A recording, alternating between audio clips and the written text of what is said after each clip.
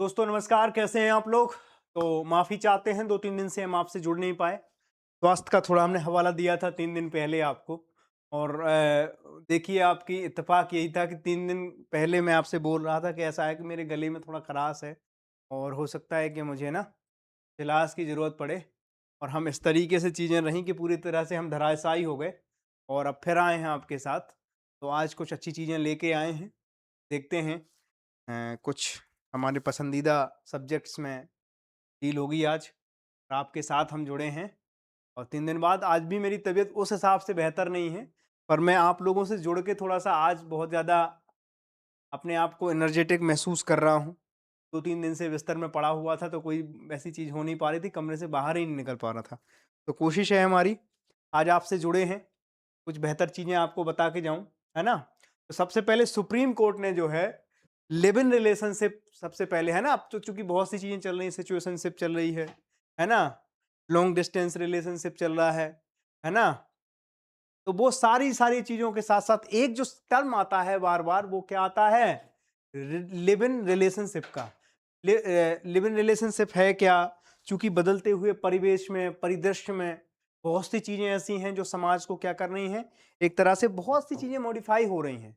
तो उनमें एक चीज़ निकल के जो आई थी कि लिव इन रिलेशनशिप क्या है? अब आप लोग भी कोटा में, दिल्ली में, इलाहाबाद में तैयारी कर रहे हैं। तैयारी के दौरान हमारी किसी से आँख मिचौली हो जाती है। धीमे-धीमे हम एक-दूसरे के नज़दीक आने लगते हैं। फिर क्या होता है? हम एक साथ रहने लग जाते हैं। चूँकि ये सारे के सारी जगह जहाँ हमने आपको नाम लेकर बताए हैं, यहाँ पर ज़्यादा वो कुछ है नहीं ऐसा। तो ये सामाजिक एक ताना-बाना एक ढाँचा ऐसा बन चुका है। लड़का-लड़की आपस में क्या करते हैं, साथ में रहकर पीजी वगैरह में, और फिर इसके बाद वो रहते हैं और उस चीज़ को क्या हो जाता है, नज़दीकियाँ बढ़ने के साथ एक सर्टेन पीरियड के बाद फिर उन्हें लगता है कि अब क्या कर लेना चाहिए, अब एक दूसरे के साथ बंधन में बंध लेना चाहिए। तो उसके पहले जो चीज़ें होती हैं वही है live in relationship. Live in relationship के लिए अब आपकी इसकी संवैधानिक व्याख्या क्या है, संवैधानिक ढांचा, ताना-बाना क्या है, पीछे का बैकग्राउंड क्या है, वो सारी की सारी चीज़ें आपको हम बताएँगे। लेकिन उससे पहले आपको समझना ये होगा कि क्या सामाजिक तरीके से या हम उस तरीके से संवैधानिक तरीके से इन चीज़ों को कैसे देखें। सामाजिक तरीके में ये है कि कई जगह हो सकता है कि वो मान्यता ना मिले, है ना? लेकिन संवैधानिक तौर पर ये देखेंगे हम कि क्या वो दोनों लोग अडल्ट हैं, 18 साल प्लस हैं, है ना? और जब दोनों लोग अडल्ट हैं और हम शादी की एज 18 प्लस बोलते हैं, और ये मामला जो है वो आपके व्यक्ति की स्वतंत्रता का भी है, आर्टिकल 19। हमें अपने चीज़ों को पसंद करने का क्या है, हक भी है। तो वो सारी की सारी चीज़ों को हम देखेंगे कि ये किन-किन चीज़ों से रिलेटेड है। अभी सुप्रीम कोर्ट ने क्या कहा है, वो सब चीज़ें हम अभी देखते हैं। सुप्रीम कोर्ट ने हाल ही के उसमें ये कहा है कि भाई साहब, जो लिव इन रिलेशनशिप है, अगर वो इस प्रकृति का है कि वो बहुत सालों से चला आ रहा है, वो बहुत इस तरीके का है कि भाई उसमें दोनों लोगों की एक दूसरे के प्रति लॉयल्टी है या चीज़ें हैं, तो फिर उसको क्या किया जाएगा? फिर आप उस आदमी के साथ, उस पर्सन के साथ डोमेस्टिक वायलेंस इसमें जोड़ा गया है कि फिर मारपीट नहीं कर सकते हो। अगर करोगे तो फिर वो डोमेस्टिक वायलेंस का जो हमारा एक्ट है, उसके हिसाब से ही आपको सज़ा का प्रावधान भी होगा। बात समझ में आ गई आपको? तो यहाँ पर लिव इन रिलेशनशिप का डोमेस्टिक वायलेंस के साथ किस तरीके से हम देख सकते हैं इसका संबंध, वो हम सारी की सारी प्रक्रिया देखने की कोशिश करेंगे। इसमें संवैधानिक पहलू भी हम देखने को अब देखो, मुख्य बातें क्या है सुप्रीम कोर्ट की, वो हम बता देते हैं आप देखें यहाँ पे, ये मुख्य बातें इस तरीके से हैं कि भाई साहब, सुप्रीम कोर्ट ने कहा है कि यदि लिव इन संबंध जो है विवाह के समान प्रकृति के हों और पर्याप्त अवधि तक, यानी समय तक साथ रहना हो, सामाजिक मान्यता हो, स्थायित्व आदि हो, तो ऐसे संबंधों को फिर हम घरेलू संबंध मान लेते हैं। ठीक है? फिर वही क्या हो जाता है, लिव इन रिलेशनशिप जो है वो लव मैरिज फिर अरेंज मैरिज का कारण बन जाती है। बात समझ में आ गई? तो ये लिव इन रिलेशनशिप को अब वो कह रहे हैं कि या तो लॉन्ग टर्म तक हो रहा हो, बहुत सालों से आप एक दूसरे के साथ रह रहे हो, उसको सामाजिक मान्यता भी मिल चुकी हो। दूसरी बात है कि विवाह के समान की प्रकृति का हो, इसका नेचर कैसा हो कि भाई आप हमें, कई चीजें ऐसी हैं कि भाई हम नहीं बता पा रहे हैं, हमें शादी करने की इच्छा नहीं हो रही, तो हम साथ में हैं। ठीक है, सिचुएशनशिप आप आजकल देखते हो, है ना? लॉन्ग डिस्टेंस रिलेशनशिप देखते हो, बहुत सी चीजें हैं ऐसी जिनमें आप देखते हो कई तरह के टर्म अभी नए नए आए हैं। और इस भौगोलिक परिस्थितियों में जैसे जेन जी का आप लोग देखते हैं, तो जेन जी जो हैं आज के, वो बहुत-बहुत नए-नए टर्म को क्या कर रहे हैं, इजाद कर रहे हैं, है ना? और आप जब, अभी मैं गया था वहाँ पर प्रोटेस्ट में जब जाता था, वो लोग बड़े-बड़े अच्छे-अच्छे से पोस्टर लगा के कुछ ऐसा कुछ नए-नए चीज़ों को देखता था, और मुझे बड़ा वो होता था कि यार ये क्रिएटिविटी जो इनके पास है, तो वो वहीं से क्रिएटिविटी से ही क्या होता है, इन सब चीज़ों का जन्म होता है। तो वो क्या सोच रहे हैं कि भाई साहब हमने क्या है, सुप्रीम कोर्ट कह रहा है कि विवाह के समान प्रकृति हो उसकी, पर्याप्त अवधि तक एक साथ रहे हों आप लोग, सामाजिक मान्यता मिल चुकी हो, स्थायित्व आदि हो, तो ऐसे संबंध को फिर क्या मानेंगे हम, फिर घरेलू संबंध मान लेंगे। ये वो नहीं है कि फ्रेंड फ्रेंड जोन है, सबको वो किया जा रहा है, ठीक है? ये फिर वो वाली बात हो गई। ऐसे संबंधों में रहने वाली महिला को घरेलू क्रूरता अधिनियम 2005 के तहत सुरक्षा मिलेगी। तो जो भी हमारे लाल और लाली हैं, अगर वो ये सोच रहे हैं कि अगर हम एक दूसरे के साथ हैं और फिर क्या कर रहे हैं, मार कुटाई कर रहे हैं आपस में एक दूसरे की, सर फुटौल चीजें कर रहे हैं, तो अब वो चीज वैध हो चुकी है, अब उसको प्रोटेक्शन मिलेगा। ठीक है, डोमेस्टिक वायलेंस एक्ट जो हमारा बना है 2005 का, उसके हिसाब से दोनों को क्या मिलेगी, अब उसमें महिलाएं ज्यादा इसमें पीड़ित रहती, तो महिलाओं को क्या मिलेगी, सुरक्षा मिलेगी। अब पुरुष जाति थोड़ा सा सावधान हो जाएं। अब केवल जरूरी नहीं है कि आपने मंगलसूत्र गले में डाला हो और उस आधार पर आप किसी भी अपने धर्म पत्नी की पिटाई कर रहे हैं, तभी वो क्या है, डोमेस्टिक वायलेंस की श्रेणी में आएगा। अब अगर आप एक दूसरे के साथ भी रह रहे हैं, लंबे समय से रह रहे हैं, और अगर फिर आप किसी के साथ इस तरीके की क्रूरता करते हैं, वायलेंस करते हैं, तो वो डोमेस्टिक वायलेंस एक्ट 2005 की श्रेणी में आएगा, और वो महिलाओं की सुरक्षा से रिलेटेड है। बात समझ में आ गई? तो अब आप ये कम से कम नहीं कर सकते। बात समझ में आई? अगली चीज देखो क्या है, कि यह निर्णय बदलते सामाजिक ढांचे, व्यक्तिगत स्वतंत्रता और संवैधानिक मूल्यों के अनुरूप है। सामाजिक ढांचा, सामाजिक ताना बाना बदल रहा है, व्यक्तिगत स्वतंत्रता, आपकी निजी जो स्वतंत्रता है ना, उसको हिसाब को देखते हुए, और दूसरी चीज है कि संवैधानिक मूल्यों को रखते हुए हम इन चीजों पे पहुंचे हैं कि अब कोई अगर इस तरीके की सिचुएशन है, तो फिर क्या होगा, उस औरत को, उस महिला को फिर इस एक्ट के तहत प्रोटेक्शन मिलेगा। अब आदमी ये नहीं कह सकता कि साहब हमारा तो इनके साथ कोई मंगलसूत्र थोड़ी पहना है, हमने शादी थोड़ी हुई है, ये कोई डोमेस्टिक वायलेंस में थोड़ी आएगा। अब आएगा। ठीक है, तो इन चीजों को भी देखना पड़ेगा, क्योंकि जब चीजें, हम क्या कहते हैं, आवश्यकता आविष्कार की जननी है। आवश्यकता नहीं थी, हमने नहीं बनाई, आवश्यकता हुई, हमने आविष्कार कर दिया। अब चूंकि इस तरीके के रिलेशनशिप हमारे सामने हैं, समाज में इस तरीके के संबंध चलते हैं, तो हमने फिर उनके लिए क्या किया, हमने चीजों को इजाद कर दिया।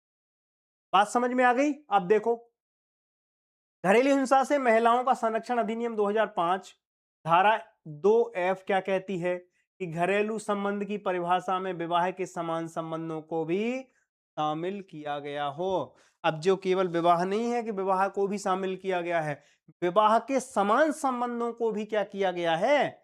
जो आर्टिकल इसमें जो धारा 2 का जो सब जो आर्टिकल है वो क्या है, एफ जो है वो ये कहता है कि अब केवल विवाह नहीं है, इसमें विवाह के समान नेचर के संबंध, जैसे रिलेशनशिप हो गया, लिव इन रिलेशनशिप हो गया, ठीक है, उसको भी क्या किया गया है, इसमें रखा गया है। ऐसी प्रकृति के अगर कोई संबंध हैं, ऐसे कोई रिलेशन है, तो वो रिलेशनशिप में भी ये चीज क्या होगी, इंप्लीमेंट होगी। अब आप देखो, extra marital affairs, supreme court ने उसको जायज माना था। बोले कि हम तुम और वो में अगर वो है, और दोनों लोग क्या है, ये तो बात सहमति की है ना। आप, सुप्रीम कोर्ट ये मान चुका है कि आप क्या हैं, आप जो हैं, आप बालिग हैं, आप अडल्ट हो चुके हैं, और आप जब अडल्ट हो चुके हैं, तो आपके प्रति आपकी स्वतंत्रता है, बस आपको क्या नहीं करना है, आपको जबरदस्ती नहीं करना है। बाकी सब कुछ है। अगर कोई घर पे पत्नी है, आपकी पत्नी है, घर पे है, आपके बाहर कोई वो है ना, किस किस को प्यार करूं, एक मूवी आई थी जिसमें कपिल शर्मा, घर में फिर बाहर, एक गोविंदा की मूवी आई थी, है अंदर वाली बाहर वाली। तो ये सब चीजें, हम तुम और वो वाला जो कॉन्सेप्ट था, वो सुप्रीम कोर्ट ने वैध मान लिया है। पहले वो सिर्फ बस पिक्चरों में और ख्यालों में था कि ये सामाजिक व्यसन, आप उसको वैधता मिल चुकी है। सेम चीज यहां पर भी आप देखो, रिलेशनशिप में भी आपको क्या करना है, अगर लिव इन में आप रह रहे हैं, तो लिव इन में आप वो वैधता है अब, लेकिन आपको उस चीज़ों में भी क्या करना पड़ेगा, अब दायरा है। मान लो सब लोग लिव इन में रह रहे हैं और फिर आपस में मार कुटाई कर रहे हैं और बाद में कह देंगे हम तो है ही नहीं साहब, हमने तो मंगलसूत्र नहीं पहना है, हम तो मार सकते हैं, आप इसमें हमें डोमेस्टिक वायलेंस एक्ट के तहत इसमें कार्रवाई नहीं कर सकते हो, तो वो नहीं चलेगा। आप रह रहे हैं फिर भी आपको वैसे ही चीजें पालना करनी है जैसे आप शादी में रह रहे हैं, ठीक है। अब भारतीय दंड संहिता आईपीसी है ना, बीएनएस की धारा, आईपीसी की धारा कौन सी है, 498 ए, 323 और 406 आदि लागू हो सकते हैं मामले के तथ्यों के आधार पर। अगर ज्यादा दिक्कत करोगे तो फिर इनके आधार पर आप में क्या, इंडियन पीनल कोड के हिसाब से फिर आपके ऊपर कार्रवाई की जाए, फिर बजेगा लट्ठा आपके ऊपर कायदे से, ठीक है। संवैधानिक आधार क्या है, अनुच्छेद 14, आर्टिकल 14 समानता का अधिकार, आर्टिकल 15 भेदभाव निषेध करता है महिला और पुरुष के बीच में, तो आप ये नहीं कह सकते कि हम पुरुष हैं तो पेल देंगे है ना, लड़की है वो तो अबला है, वो तो कुटने के लिए बनी है। ये आप अगर करेंगे तो आर्टिकल 15 का क्या है, वायलेशन होगा, और आर्टिकल 15 का जहाँ से वायलेशन होगा वहां से फिर आपकी मस्तिष्क का उल्लंघन अगर हो गया फिर दिक्कत ज्यादा हो जाएगी, ठीक है। अब देखो आप, भेदभाव निषेध है, आर्टिकल 21 में है जीवन और व्यक्तिगत स्वतंत्रता का अधिकार, व्यक्तिगत स्वतंत्रता का अधिकार, ठीक है। तो आर्टिकल 21 का भी आप वायलेशन कर रहे हैं अगर किसी महिला के साथ आप इस तरीके की हरकतें कर रहे हैं तो, ठीक है। अब देखो इस फैसले का महत्व क्या है, आखिर जब कोई एक फैसला आता है उसकी क्या मतलब, क्यों दिया जाता है, तो उसके महत्व को समझते हैं। महिलाओं की सुरक्षा, लिव इन संबंधों में शोषण और हिंसा की शिकार महिलाओं को कानूनी संरक्षण मिलेगा, पहले कम से कम ये नहीं हो रहा था, तो अब उन्होंने किसको इस श्रेणी में इस चीज को भी डाल दिया कि लिव इन वाली भी इसमें ही रहेंगी तो आप इसमें भी सुरक्षित हैं, ठीक है। कानून का प्रगतिशील दृष्टिकोण, कानून को बदलती सामाजिक वास्तविकताओं के अनुरूप बनाया गया है, सामाजिक स्वीकृति की दिशा में कदम है, सहमति आधारित रिश्तों को सम्मान और अधिकार की मान्यता प्रदान की गई है। अब आप देखो, आपकी शादी हुई, आप समझ ना, आप शादी में आपकी घर, अब चूंकि गांव में कभी भी आप जाएं तो मर्जी से शादियां बहुत कम होती हैं, लव मैरिज बहुत, अरेंज मैरिज में भी क्या है, बच्ची देखने आएंगे, बाप ने बोल दिया हाँ ठीक है, वो आपस में क्या हो गया, एक गठजोड़ टाइप का हो गया, गठबंधन हो गया, हो सकता है। अब बहुत सी आप देखो कई जगह पे आप ऐसे केसेस भी देखने को मिलते हैं जहाँ पर पुरुषों को कहीं जगह काट के फेंक दिया, कहीं धक्का दे दिया पहाड़ियों से, कई ऐसे केसेस हमारे सामाजिक परिदृश्य में देखने को मिलते हैं और ये यहीं से निकलते हैं। अब पता चला कि हम रिलेशनशिप में किसी के साथ थे, लिव इन में कहीं रह रहे थे, घर में शादी किसी और जगह से हो गई, ठीक है। तो अब वहां पर क्या होगी दिक्कत, अब उन्होंने कहा, सुप्रीम कोर्ट ने कहा कि भाई इस पे विचार करो, विचार किया तो पता लगा कि यार इसकी स्वीकृति नहीं है समाज, तो स्वीकृति हम संवैधानिक तौर पे दे देते हैं, संवैधानिक तौर पे अगर हम दे देते हैं तो फिर दिक्कत क्या है, लड़का लड़की आपस में रह सकते हैं, लिव इन में रह रहे हैं, वो शादी भी कर लें, कोई दिक्कत थोड़ी है, ठीक है। तो अब वो बोझ भी नहीं है। अब होता क्या है कि शादी हो जाती है फिर कहते हैं बच्चे करो, बच्चे के बाद फिर अपने एस्टेब्लिशमेंट, आप सोचो कि कितना प्रेशर आता है समाज में, सामाजिक तौर पे एक सामाजिक प्रेशर एक बहुत बड़ी चीज होती है, इससे क्या है वो चीजें घट जाती हैं तो लोग रहते हैं, इसके बाद उनको अब वैसा सारा का सारा ट्रीटमेंट वैसा ही मिल जाएगा, संवैधानिक आधार पे ही कम से कम अगर वैसा ट्रीटमेंट मिल जाए जो शादीशुदा लोगों को मिलता है तो फिर दिक्कत क्या है, वो ऐसे में ही जिंदगी बिता लेंगे। आप देखो वेस्ट में ज्यादातर लोग लिव इन में ही रहते हैं, शादियां बहुत कम है, बहुत कम है मार्केट में, वहां पर ऐसा रेशियो कम है, ठीक है। संवैधानिक मूल्यों की रक्षा, गरिमा समानता और स्वतंत्रता के सिद्धांत को सुदृढ़ करना है। आप देख रहे हैं सुप्रीम कोर्ट हमेशा इन चीजों पे बड़ा फोकस करता है, कोई भी चीज होगी आपकी स्वतंत्रता से कभी खिलवाड़ नहीं, आपका फंडामेंटल राइट है ना, स्वतंत्रता हो गई, समानता हो गई, इक्वलिटी की बात करेगा, ठीक है, गरिमा की बात करेगा, तो ये सारी चीजों पे कभी वो कॉम्प्रोमाइज नहीं करेंगे, जब भी होगा आपके फंडामेंटल राइटों में इन चीजों पे नहीं करेंगे। अब देखो आप, कानून का उद्देश्य सिर्फ विवाह संस्था तक सीमित नहीं बल्कि किसी भी महिला को घरेलू हिंसा से संरक्षण देना जो एक घरेलू संबंध में है। सुप्रीम कोर्ट ये मानता है कि वो महिला अभी तो एक घरेलू संबंध में ही बन चुकी है, 3 साल से लिव इन में रह रही है, सारी चीजें वैसी ही कर रही है जैसे एक शादीशुदा करती है, खाली मांग नहीं भर रही है, मंगलसूत्र नहीं पहन रही है, तो वो भी तो सारे के सारे वही के सारे रिचुअल्स वैसे ही कर रही है जैसे एक शादीशुदा महिला करती है, तो फिर उसको अधिकार भी तो वैसे ही मिलना चाहिए जो एक शादीशुदा महिला को मिलते हैं। बात समझ में आ गई। अब देखो लिव इन संबंध में किन्हें माना जाएगा? वयस्कों के बीच स्वैच्छिक संबंध होंगे, अडल्ट होंगे और स्वैच्छिक होंगे, है ना? ऐसा नहीं होगा फोर्सफुली होंगे, उनको मान लिया जाएगा। पर्याप्त अवधि तक साथ रहना होगा, ठीक है? ऐसा नहीं कि 2 दिन में आए बोले हम तो लिव इन में थे। एक ड्यूरेशन है उसके बाद में ही। रिश्ते पर स्थायित्व तो निरंतरता हो, है ना? सामाजिक रूप से जोड़े के रूप में प्रस्तुत करना है और संतान होना एक महत्वपूर्ण कारक हो सकता है। अगर लिव इन के बाद आपकी संतान भी हो गई, होने पे सुहागा है, फिर स्त्रियों को पूरा का पूरा प्रोटेक्शन मिलेगा, क्योंकि डोमेस्टिक वायलेंस एक्ट 2005 में लोग महिलाओं को मिलता है, उस सारे के सारे संरक्षण इस पूरे के पूरे कानून के तहत पूरे लाभ उठा। आप लोग भी अगर इस तरीके की चीजें हैं तो जानकारी रखिएगा, है ना? महिलाएं विशेष, है ना? संभावित चुनौतियां क्या क्या हैं इसमें, तो चुनौतियां भी देख लेते हैं कि आपकी देखो, आप अगर उस चीज की क्या इफेक्ट देखेंगे तो साइड इफेक्ट भी आप ही को देखना पड़ेंगे। देखो आप क्या क्या चुनौतियां हैं। दुरुपयोग की आशंका है, झूठे मामलों में फंसाने की संभावना होती है, जैसे हरिजन एक्ट आया था देश में, बहुत से लोगों पर हरिजन एक्ट केवल इसीलिए लगा दिया बोले गाली गलौज कर, जाति सूचक शब्दों से हमें उच्चारण किया गया, तो दुरुपयोग होने के अधिकांश चांस। यूपी में जब मायावती गवर्नमेंट रही, तब आप देखें एकदम मामले बढ़ जाते हैं किस चीज के, हरिजन एक्ट के। इसमें भी वही संभावना है, हर चीज का अगर कोई अच्छी चीज है तो उसके साथ क्या भी लाती है, बहुत सारे संकट भी लाती है। संकट में क्या है, चुनौतियां। संबंध की परिभाषा कैसे तय होगी, कैसे पता लगेगा कि दोनों एक साथ हैं, या एक आदमी मान लो किसी के साथ लिव इन में रह रहा है, वो चीटिंग करके दूसरे के साथ भी रह रहा है। आप सोचो वो इसके साथ है, दूसरे के साथ भी है और तीसरे के साथ भी है। अब वैवाहिक जैसी संस्था में एक सामाजिक दबाव तो बना रहता है, इसमें तो वो दबाव भी खत्म हो गया, तो फिर कैसे काम चलेंगे, इसकी स्पष्टता कैसे करेंगे साहब यही यही यही संबंध चल रहे हैं, 2 साल से हैं या 4 साल से हैं, तो वो पैमाना और क्राइटेरिया तय कौन करेगा, वो एक बड़ी समस्या है। ठीक है, संबंध की परिभाषा क्या है, पात्रता तय करने के लिए स्पष्ट मापदंडों की आवश्यकता है। पारिवारिक और सामाजिक विरोध है, पारंपरिक सोच बनाम व्यक्तिगत अधिकार है। यहाँ पर आप देखो ये एक चीज, ये जो बहुत है, ये बहुत इंपॉर्टेंट चीज है।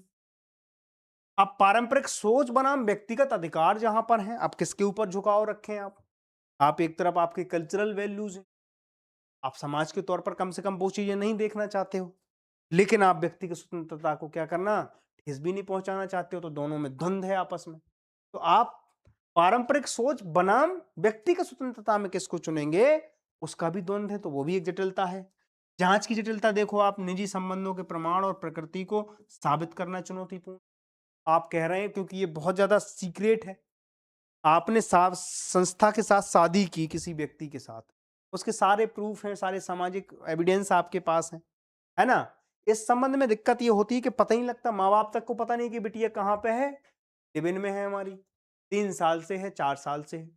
बिटिया के घर वालों को 10-10 साल तक खबर नहीं रहती कि बिटिया कहाँ है ना?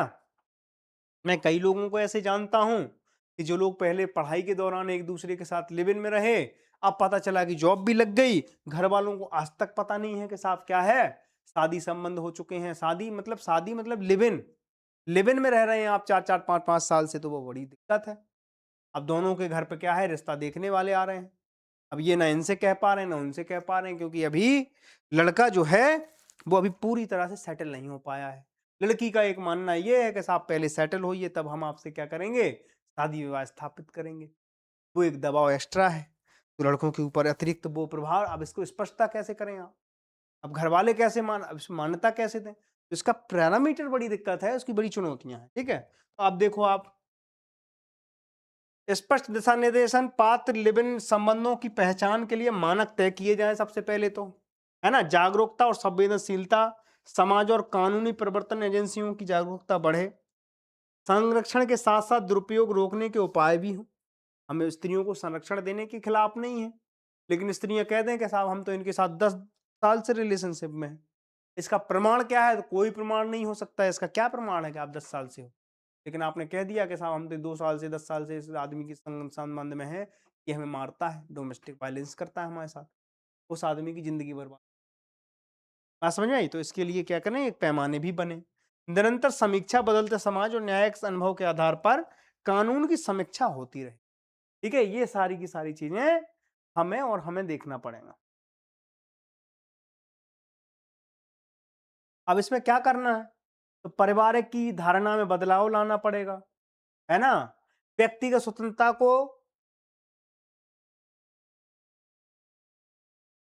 स्वीकारता देनी पड़ेगी हमें, ठीक है? वो सारी की सारी चीज़ें हमें इसमें देखनी पड़ेगी। अब देखते हैं आगे।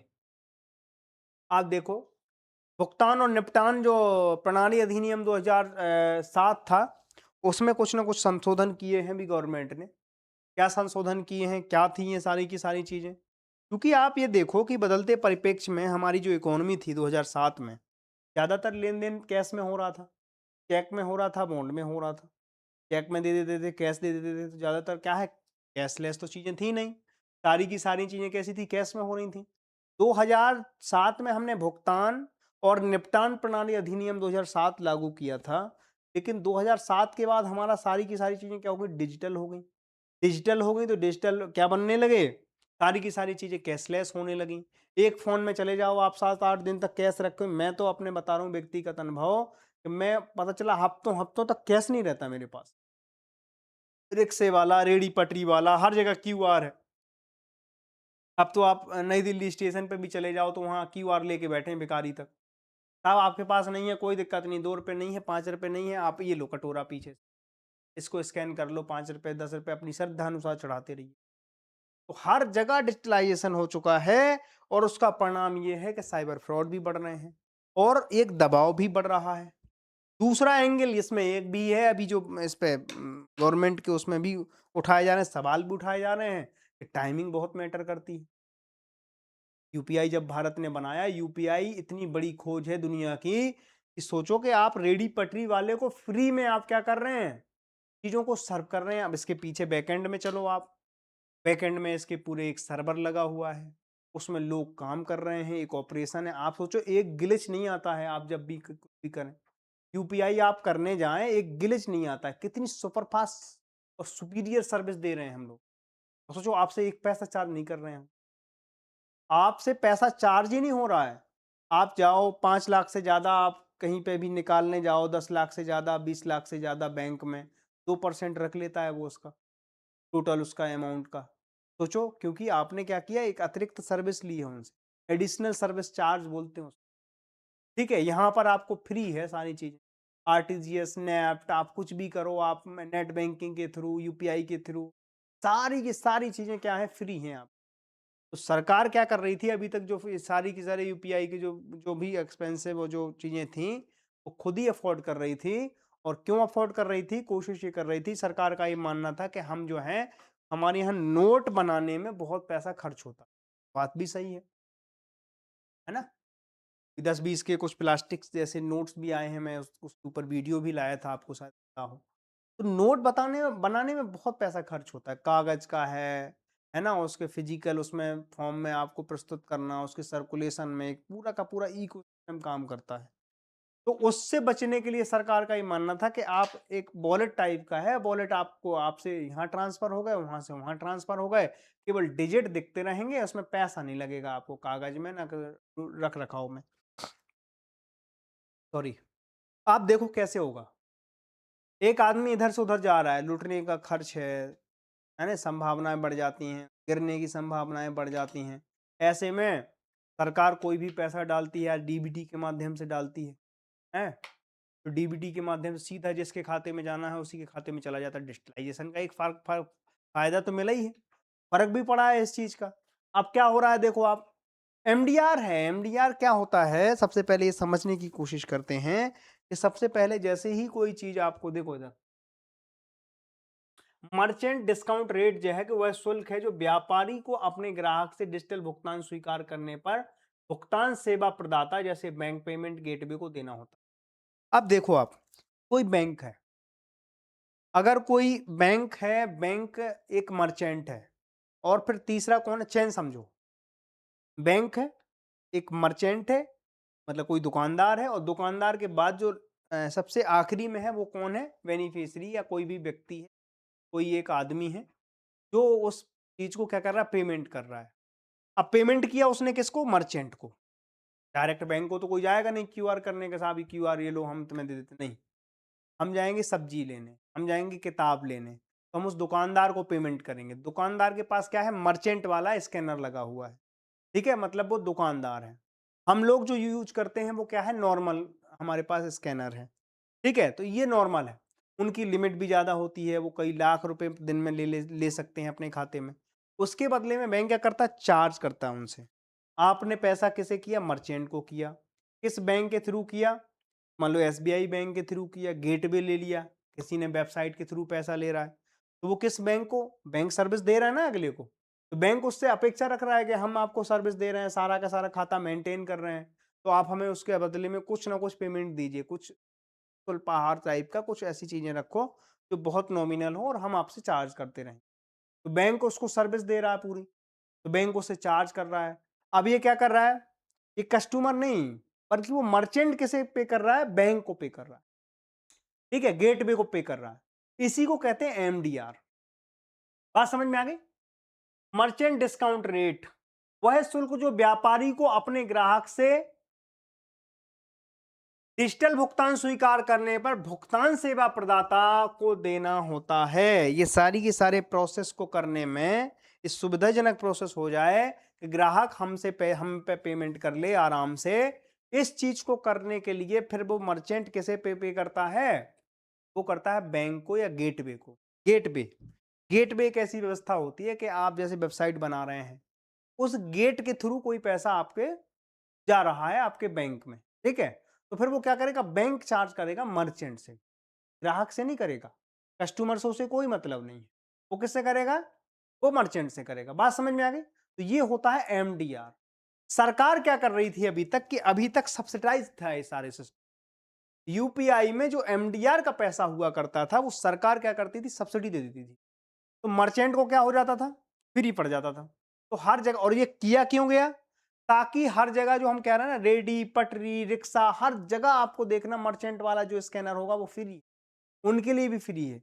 अब उनके लिए फ्री कैसे है, एक इतनी बड़ी व्यवस्था लगी है, पूरा का पूरा सर्कुलेशन हो रहा है, उन्हें मेंटेन कैसे कर रहे हैं, सरकार सब्सिडी देती थी। उसके पीछे के जो मेंटेनेंस चार्ज है यूपीआई में, चाहे गूगल पे हो, फोन पे हो, है ना, पेटीएम हो, इन सबके जितने भी जगह पे हैं एसबीआई के जो क्यूआर वगैरह चलते हैं, सबको क्या कर रहे थे, इनके डिजिटल भुगतान के लिए एक पे किया जा रहा था सरकार के द्वारा। सरकार क्यों कर रही थी ये सब, क्योंकि उन्हें पैसा छापने में ज्यादा पैसा खर्च हो रहा था इसकी अपेक्षा। मान लो 3,500 करोड़ रुपए उन्होंने सालाना खर्च किया यूपीआई को रन करने में, और उन्हें कैश छापने में उसी वॉल्यूम का 10,000 करोड़ रुपए पे करना था, तो सरकार को तो फायदा है। दूसरी बात है कि कोई चीज कितनी है वो सारी की सारी रिकॉर्डेड है। अगर आप कैश में सारा पेमेंट कर रहे हैं तो उसमें काले धन होने की या आप किसी ट्रैकिंग करने में समस्या हो सकती है। डिजिटली आपको सारे के सारे फुटप्रिंट आपके सामने है, ठीक है, दुनिया के सामने एक वॉल्यूम समझ में आता है। तो वो भी एक वो था कि भाई ये हम इकोनॉमी को, अब आप देखो भारतीय इकोनॉमी में 80% से ज्यादा लेन देन खाली डिजिटल ट्रांजैक्शन के द्वारा हो रहा है, 20% ही कैश का फ्लो और सर्कुलेशन हो रहा है। और ये बहुत बड़ा अचीवमेंट है, पूरी दुनिया कंसर्न है इन चीजों को, और यूपीआई की तो इतनी ज्यादा लोकप्रियता है। आप देखो यूरोप वगैरह में, वेस्ट में कई कंट्रियां हैं जो चाह रही हैं कि यूपीआई पेमेंट जैसा सिस्टम हमारे देश में हो। एनपीसीआई जो है इसका रेगुलेटरी अथॉरिटी है। आप सोचो एक कितनी बड़ी अथॉरिटी जो आपको अथॉराइज करती है कि साहब आप अपने फोन से किसी भी को भी ट्रांसफर, पहले सोचो एक एक 10-10 रुपए 100-100 रुपए ट्रांसफर करने के लिए पसीने छूट जाते थे बैंकों में, और बैंकों में लाइन लगी रहती थी। ये सारी की सारी दिक्कतें दूर हो गई आजकल। आप देखो बैंकों में ज्यादा लाइन नहीं लगती, ज्यादातर एक फोन में पूरा बैंक लेके घूम रहे हो आप, जिसको चाहिए उसको पेमेंट कर दे रहे हो, जिसे चाहिए उससे ले ले रहे हो। एक सेकंड में आप घर पैसा भेज दे रहे हो, एक सेकंड से घर से हम मंगा ले रहे हो। तो कितनी अच्छी चीज हो गई, लेकिन उसके साथ कई समस्याएं भी हो गई। साइबर फ्रॉड बढ़ गया, साइबर के लिए बहुत सी दिक्कतें बढ़ी, तो सरकार ने फिर 1930 एक नंबर लॉन्च किया, है ना, E0 FIR लॉन्च की। ये सारे के सारे प्लेटफॉर्म क्यों लॉन्च किए, क्योंकि साइबर फ्रॉड भी बढ़ गया, हमने सुविधाएं ली तो सुविधाओं के साथ समस्याएं भी साथ में आती हैं, और वो समस्याएं साइबर फ्रॉड के द्वारा आ रही हैं, दिनों दिन बढ़ती जा रही हैं। कई तरह की मेलवेयर स्पाईवेयर के द्वारा आपके खाते खाली कर दिए जाते हैं। ठीक है? तो आप ये समझो कि इन सारी चीजें, अब दूसरी चीज जो अभी एक समझ में आ रही थी, एक चीज जो लोगों ने बोला है कि आरोप लगाया है सरकार पे कि साहब यूएस इंडिया की अभी क्या चल रही है, ट्रेड डील फाइनल स्टेज पे है, काफी महीनों से फाइनल स्टेज। कुछ चाचा जी को कुछ जिस दिन दिक्कत होती है उसी दिन वो एक ट्वीट मार देते हैं, तो फिर कुछ क्या हो जाता है, ब्रेक लग जाता है।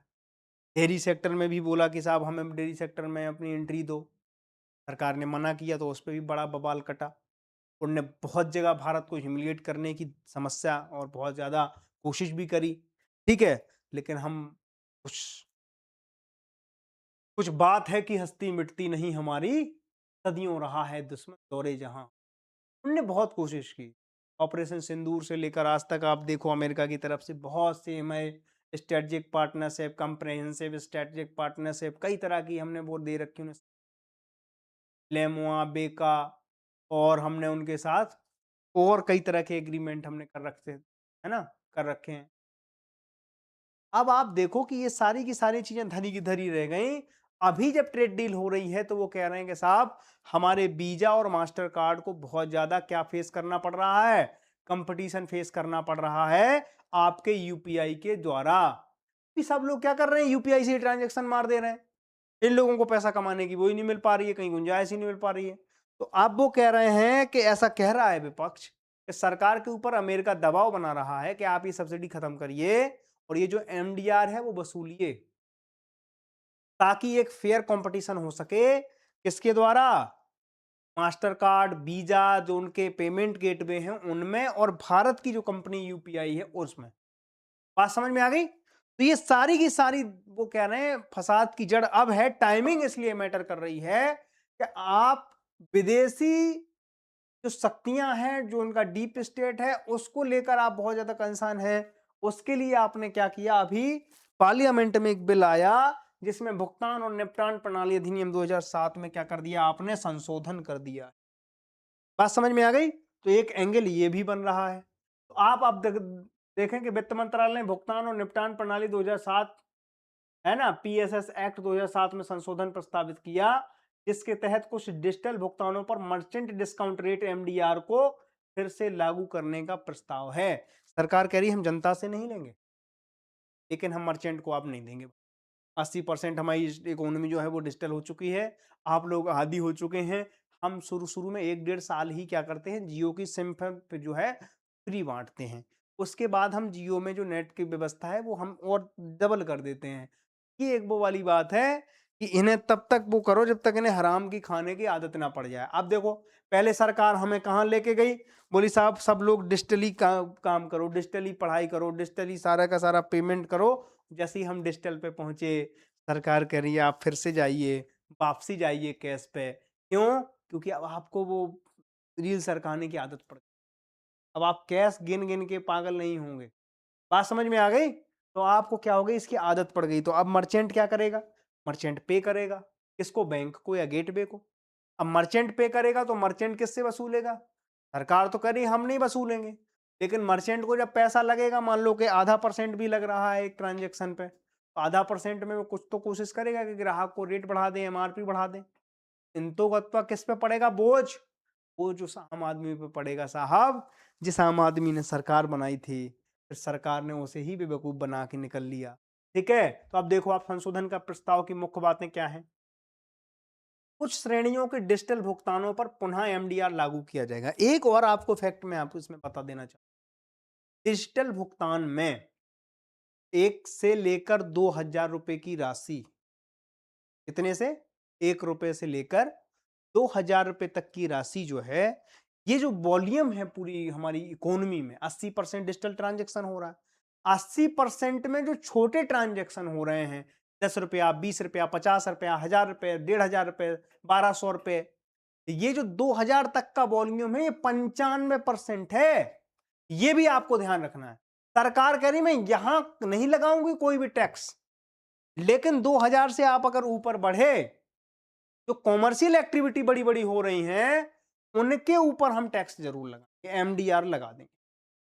बात समझ में आ गई आपके? तो आप एक तरफ ये भी, उनका तर्क ये है कि साहब हम, आम जनता जो है वो छोटे पूरे ट्रांजेक्शन करती है, रोजमर्रा के 50 रुपए, दूध के 30 रुपए, 40 रुपए, 70 रुपए, 80 रुपए, 100 रुपए, 200 रुपए, 1000 रुपए, इन पे नहीं करना है मुझे कुछ, मुझे करना है दूसरे वाले पे। वो जो 5% के मास है, हम उसको टारगेट करने हैं। 95% लोगों से कोई दिक्कत नहीं। बात समझ में आ गई? तो कुछ श्रेणियों में डिजिटल भुगतानों पर पुनः एमडीआर लागू किया जाएगा। छोटे व्यापारियों, स्मॉल मर्चेंट और कम मूल्यों के लेन-देन के लिए छूट या शून्य एमडीआर की संभावना जारी रह सकती है। बात समझ में आ गई जो हम बता रहे हैं आपको? एमडीआर की दरें लेन-देन के प्रकार, मूल्य और व्यापारी के आकार के आधार पर निर्धारित की जाएगी। आरबीआई को एमडीआर संरचना को विनियमित करने और दरों को निर्धारित करने हेतु दिशा निर्देश जारी करने का अधिकार मिल सकता है। अब इसमें आरबीआई भी कूद जाएगा। आरबीआई हमारे बैंकों का बैंक है, लेकिन अब वो डायरेक्ट इसमें इन्वॉल्व हो जाएगा। अगर हमने इसमें क्या किया, आरबीआई को इन्वॉल्व कर दिया, तो फिर सारी चीजों को रेगुलेट कौन करेगा? आरबीआई करेगा। फिर आप ये नहीं कह सकते कि साहब यहाँ कम है, वहां ज्यादा है, वहां ज्यादा है, वो कुछ एक साथ होगा जो भी होगा देश भर में। ठीक है, आरबीआई चूंकि रेगुलेटरी बॉडी है। ठीक है, संशोधन में संभावित कारण क्या क्या है कि डिजिटल भुगतानों की अवसंरचना में लागत को टिकाऊ बनाना है। बैंकों, भुगतान सेवा प्रदाताओं और फिटनेस कंपनियों की राजस्व क्षति को भरपाई करना है। भुगतान परिस्थितिकी तंत्र, प्रतिस्पर्धा और नवाचार को संतुलित रूप से बनाए रखना है। डिजिटल अर्थव्यवस्था की दीर्घकालिक विकास के लिए वित्तीय स्थिरता सुनिश्चित करना भी इसका एक लक्ष्य है। बात समझ में आ गई? 2019 में सरकार ने डिजिटल भुगतानों को बढ़ावा देने के लिए डिजिटल अर्थव्यवस्था को प्रोत्साहित करने के लिए कई श्रेणियों के लेन पर एमडीआर जो था वो शून्य कर दिया था। 2019 में हम इस होड़ में लगे थे कि साहब डिजिटल ही आओ, डिजिटल ही आओ, डिजिटल ही आओ। हमने सारी चीजों पे क्या टैक्स जीरो कर दिया। हमने क्या किया, शून्य एमडीआर लागू था। रुपए debit card, UPI Bhim, AEPS आदि ज्यादातर खुदरा डिजिटल भुगतानों पर हमने क्या किया, एमडीआर लागू किया था। परिणाम था कि डिजिटल भुगतानों में तीव्र वृद्धि, विशेषकर यूपीआई आधारित लेन देन में बहुत ज्यादा वृद्धि हो गई। ठीक है, हमने बताया आपको कि हमारी इकोनॉमी में लेन देन 80% तक ज्यादा डिजिटल भुगतानों में ही हो रहा है। उनमें से भी 95% ऐसे हैं जिनमें केवल 1 से लेकर 2000 रुपए तक का लेन देन होता है। इससे ऊपर वाली जो वॉल्यूम है वो केवल 5% है। ठीक है, अब आप देखो, भुगतान सेवा प्रदाताओं की वित्तीय स्थिरता में सुधार होगा। डिजिटल भुगतान संरचना सिस्टम सुरक्षा नवाचार में निवेश को बढ़ावा मिलेगा। सेवाओं की गुणवत्ता और सुरक्षा को बनाए रखने में मदद मिलेगी। चुनौतियां हैं कि व्यापारियों, विशेषकर छोटे व्यापारियों पर अतिरिक्त लागत आ जाएगी। डिजिटल भुगतान की लागत बढ़ने से उपभोक्ताओं पर अप्रत्यक्ष प्रभाव पड़ेगा। डिजिटलीकरण की गति पर नकारात्मक असर की आशंका है। इतनी सी चीजें चल रही हैं, क्या जरूरत है? सारी चीजें बढ़िया चल रही हैं इस देश में। अब क्या जरूरत है कि आप इस तरीके से चीजें करें? तो वो भी आपको देखना पड़ेगा। ठीक है, सारी चीजें आपको इसमें देखनी पड़ेंगी। अब देखो प्रावधान क्या क्या है इसमें, थोड़ा कानूनी पेंच भी समझ लो।